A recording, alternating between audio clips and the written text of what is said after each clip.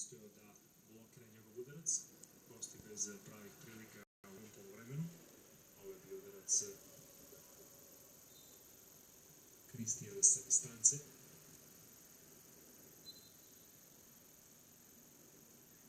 U 41. minutu domaćin je ipak uspeo da postigne pogodak. Posle vrlo lepe akcije na drugoj strani loptu sačekao Andre Kariljev i postigao novi gol. Doneo je pobedu u Sportingu u utakmici za Superkup protiv Benfike. U ovoj akciji su učestvovali Joao Mario, potom ulazi asistenta Fran Ruiz i odlične završnice peruanca Karilja. Predstavno udarac ispravio dalje ugao i Sporting je poveo. Do kraja polovremena situacija kada su domaći tražili penal zbog pada Slimanija u kaznenom prostoru. Prošle sezone oba meča između Sportinga i Paços Ferreira su završena rezultatom 1:1.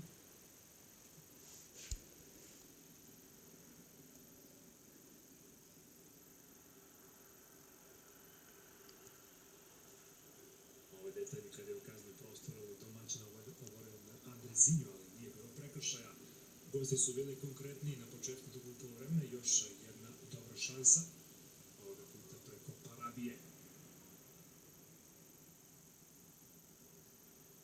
Joao Mario za Karilja nekoliko fantastičnih poteza i onda udarac pored gola.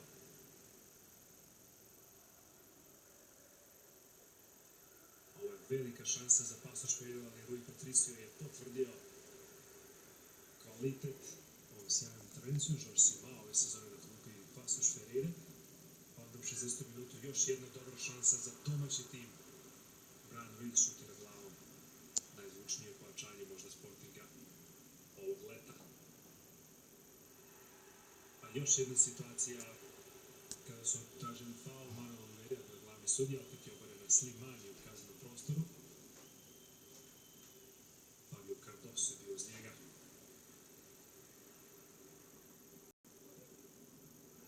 Ovo je detalje kada je Ronjiel oklevao, mogao ranije da okupi udarac, na kraju propustio šansu. Sadržaj meča na José Alvalade stadionu, za sada samo jedan pogodak, ali uzbuđenje nisu nedostala do kraja.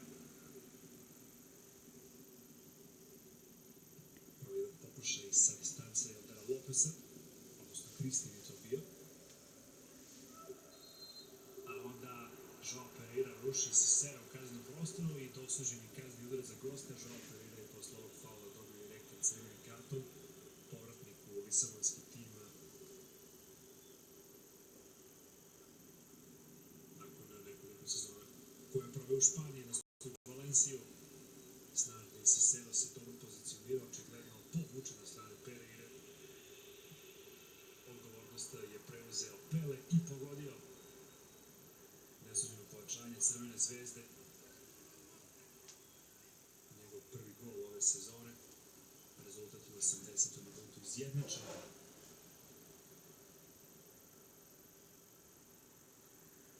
Iako se igrača manje, Sporting je sve karte bacio na napada do kraja utakmice.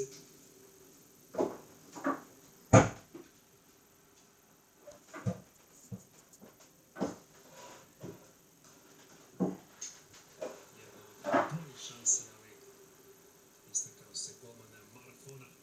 Pojačanje Paços Ferreira Marafona koji je stigao iz Morirensa. Na kraju 1:1, navijači Sportinga razočarani ovakvim ishodom. Jose